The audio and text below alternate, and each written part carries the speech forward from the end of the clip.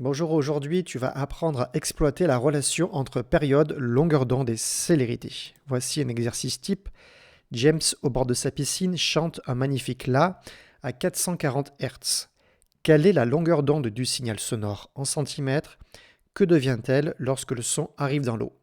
On a un tableau de données avec les différentes vitesses du son en fonction du milieu. Nous cherchons donc la longueur d'onde du signal sonore. La longueur d'onde, c'est la distance qu'il y a entre chaque onde, entre chaque vague sonore. On la note lambda, cette lettre grecque. On voit que le son, c'est une perturbation qui se propage. Et donc voilà, il y a une distance, une longueur d'onde, une distance entre chaque vague. On a aussi, quand on parle d'onde, ce qu'on appelle la période grand T, c'est la durée qui s'écoule entre chaque vague, entre chaque onde qui arrive. Et on a donc une relation entre les deux, c'est la longueur d'onde, c'est égal à la célérité fois la période grand T. On sait aussi que la fréquence, c'est l'inverse de la période grand T. Grand T, c'est en secondes, F, la fréquence, c'est en hertz.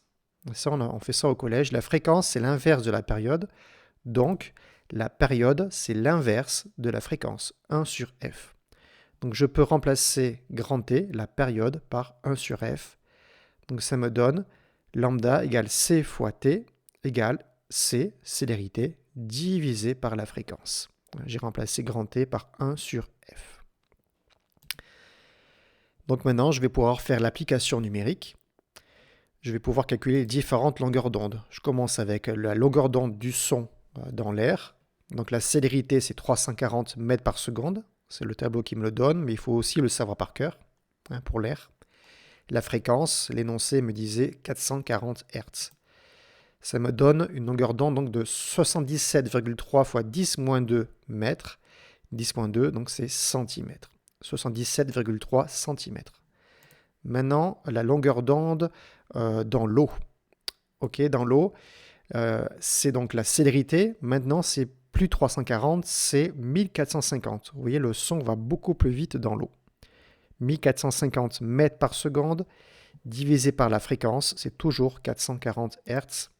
Donc cette fois-ci, la longueur d'onde est de 3,41 mètres. Vous voyez que ce soit dans l'air ou dans l'eau, on a la même fréquence, le même son.